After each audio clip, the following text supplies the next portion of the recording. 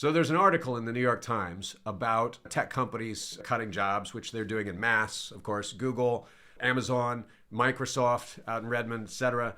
And it's about the differing reactions to those cuts and to losing one's job based on one's age group or demographic, et cetera. And what I find interesting about this is a couple of things. First, the trust is still strong among sort of 20-somethings. So for instance, it gives the example of a 26-year-old who says, I'm so shocked, I'm so surprised. I told all my friends that I'm set for life because I got out of college and I got this job. I hear this and I'm bewildered because I identify more with the 48-year-old that they cite who says, look, we were there for the dot-com bust. It was a bloodbath and it went on for years. Other people said, look, when you experience your first crash, maybe they're referring to 2009, maybe they're referring to the aught years, but you realize this kind of stuff happens all the time. And so you kind of proceed cautiously. You look around and every year you sort of ask yourself, what am I going to do if I lose my job? The likelihood is high. For one reason or another, management's restructuring, management is laying off, whatever is happening. And you prepare. So from my point of view, I'm sort of bewildered by the younger set that isn't seeing the pattern. Is it lack of knowledge of history, or is it lack of seeing what happened to their parents? Or is it just that we've sort of institutionalized trust in the company itself? And that sort of belief system, the faith in a job, is so strong. So what reinforces that for me is all the euphemisms out in the market. So I actually Googled this, why are tech firms cutting jobs?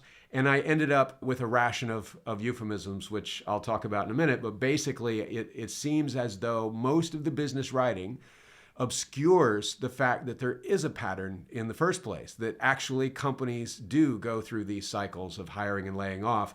Each one of these is presented as though this is a one-off. Yeah, it's in the company's interest, right, for people to believe that it's a one-off. Even though it's different from the 50s, companies generally don't say, make your career with us, make your life with us. There's still some subtle language, some subtle behaviors that lead people, and successfully, by the reactions to this, successfully to adopt that idea of it's good here. I have job security here. And because if that's abandoned, then it's a lot harder to keep people in the company, right? It's a lot harder for people to work their butts off, work over the weekend. We've got crunch time. We've got to get this project out the door. People are going to be less motivated to do that if the real issue, which is this is going to happen again, it's cyclical, it keeps happening, it's a pattern, not to mention the fact that managers would rather hire people in on other people's money than do the work themselves. So we bulk up until the happy times are over. So yeah, it's all in the advantage of the company to create this illusion that yes, it's an exception. Well, and it begs the question of why business press and economic journalism is supporting the myth instead of exposing it. I mean, when I Googled it, so I asked Google what's causing the tech layoffs, and I got this ration of nonsense that said it's several factors, including the economy, inflation, higher interest rates, the effects of COVID. First, all four of those are the exact same thing. So just say it's the economy, which is another way of saying things are different. I don't know. I mean, of course it's the economy, but that's what you say when you don't know.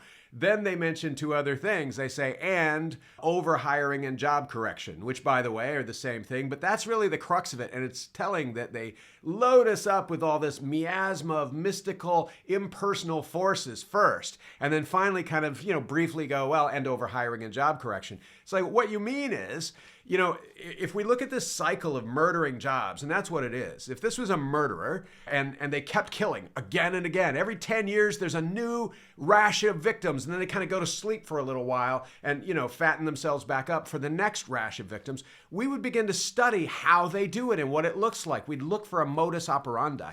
And when you look at this modus operandi, it is this bulking up until basically the economy says, no, you're top heavy, you need to trim, and then it's cutting massive productive people loose. So it's mass hirings, mass layoffs. We just got through a mass hiring phase. It's followed by a mass layoff phase.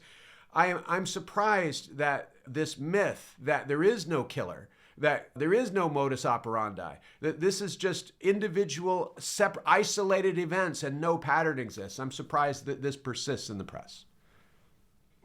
Yeah, we really do need to lay it at the doorstep, at the desk of the people who keep bulking up too much, right? Why can't we just maintain a more steady trajectory, longer term, say, look, this is what we need to run the company. And if you bulk up too much, then you're going to have to go through this pain, bulk up, layoff, bulk up, layoff. Of course, nobody who has to stand up and say, look, we're laying off 12,000 people today. They don't want to say, I'm sorry, I shouldn't have hired you in the first place. It's my fault. Well, this binging and purging, I mean, in any other context of life, we would look at it as self-destructive behavior, right? So it's one thing to eat way too much food on Thanksgiving or something. Your body's going to purge it out if that's not your normal pattern, and you go back to sort of salads and a moderate diet.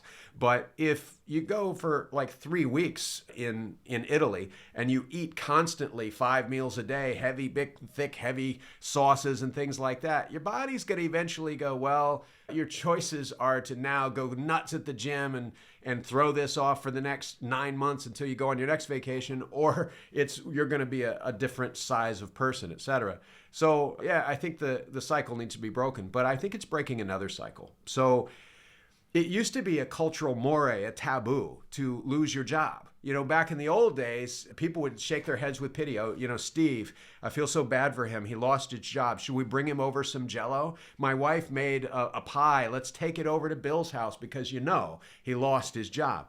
The shame of being laid off is really gone, right? So lots and lots of good people are being laid off with lots and lots of skills. It seems to be irrelevant to whether you're any good or not. And it doesn't seem to be the catastrophe that it used to be, because a lot of people aren't buying this whole jobs are our future, we need more jobs, how to create jobs thing. I remember back in 2010 when President Obama was talking about creating jobs, and I'm like, come on, Barack, it's not jobs, it's work. Work is what matters. And so a lot of people are looking at this as a gift.